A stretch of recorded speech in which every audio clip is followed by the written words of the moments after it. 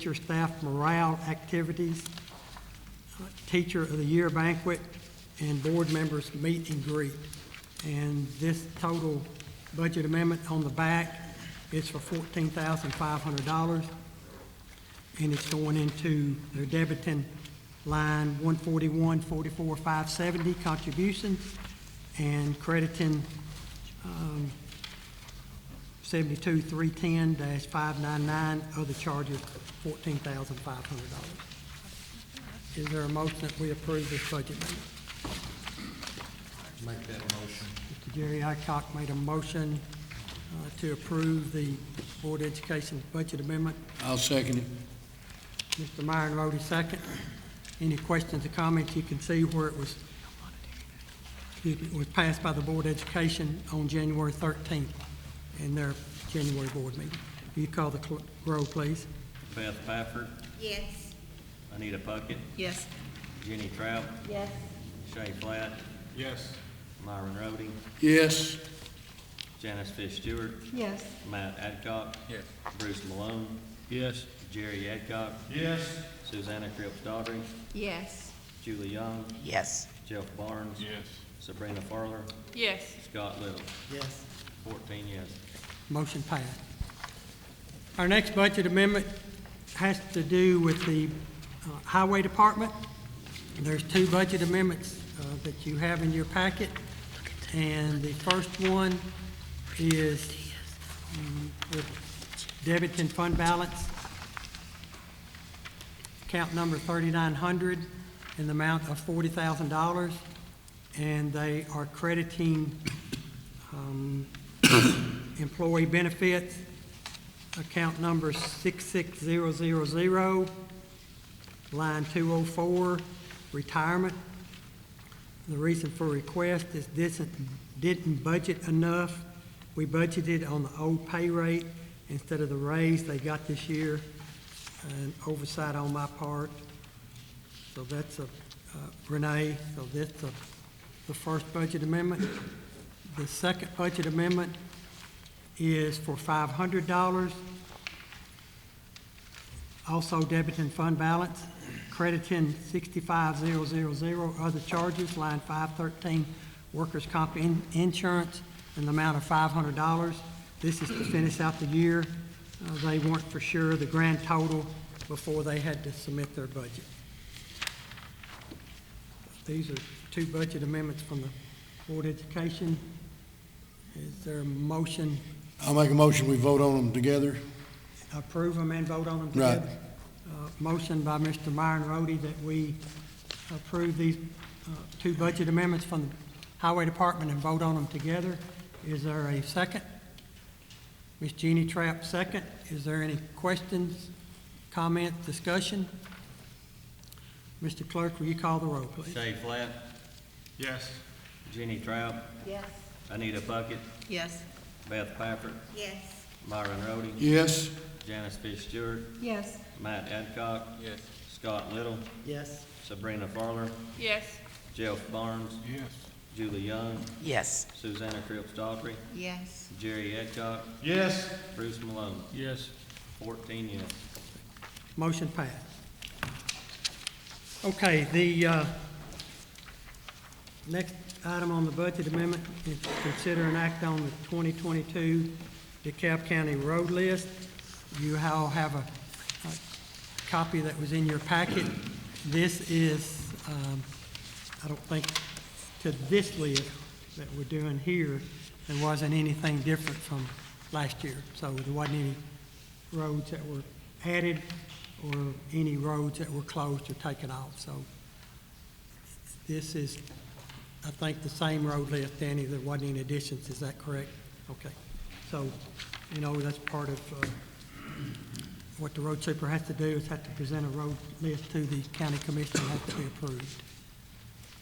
Is there a motion that we approve? And these are county roads. These are not private roads. These are roads that Mr. Haley can look at and work on with county funds. Is there a motion that we approve the DeKalb County road? Make the motion to approve the road list. Ms. Julie Young made a motion that we approve the Cap County road list. Is there a second? I second that. Well, Ms. Janice, okay, second. So all in favor say aye. Aye. All opposed? Okay, the next item is consider and act on an extension of H.O. Allison Road to the Cap County road list and adding Caleb Way and Eli Lane to the county road list. You've all got, this came before the Planning Commission.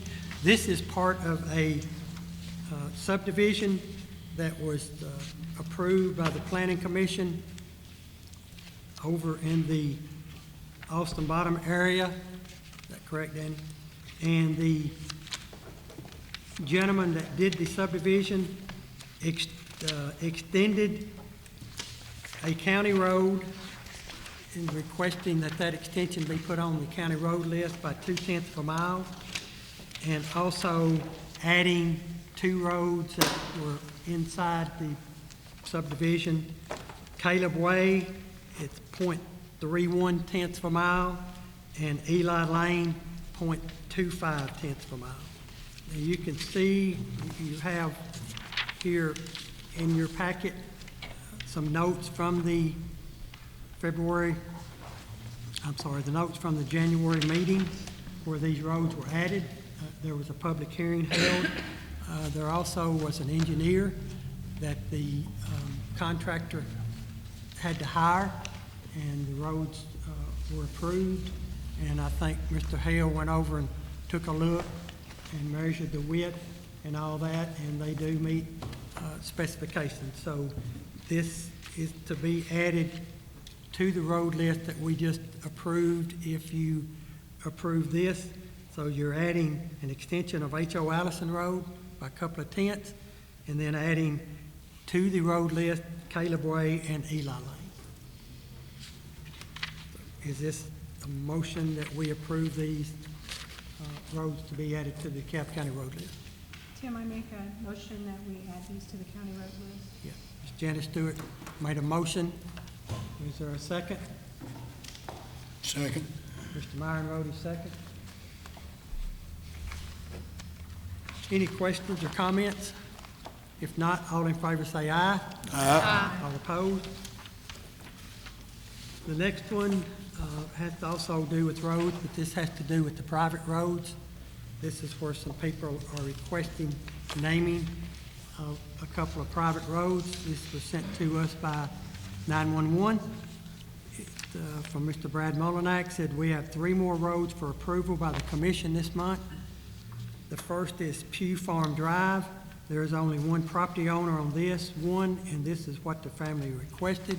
This is off of Highway 53 going to Woodbury. So that's where that location is. The next 2 roads are Fisher Hollow Road, and Nick's Wood Drive. These 2 roads are private drives off of West Hutchings Bend, which is over in Indian Mound. All property owners have agreed on these road names. So these are private roads that will not be added to the road list, but the names have to be approved. So is there a motion that we approve these road names? I'll make that motion. Mr. Jerry Adcock made a motion. Is there a second?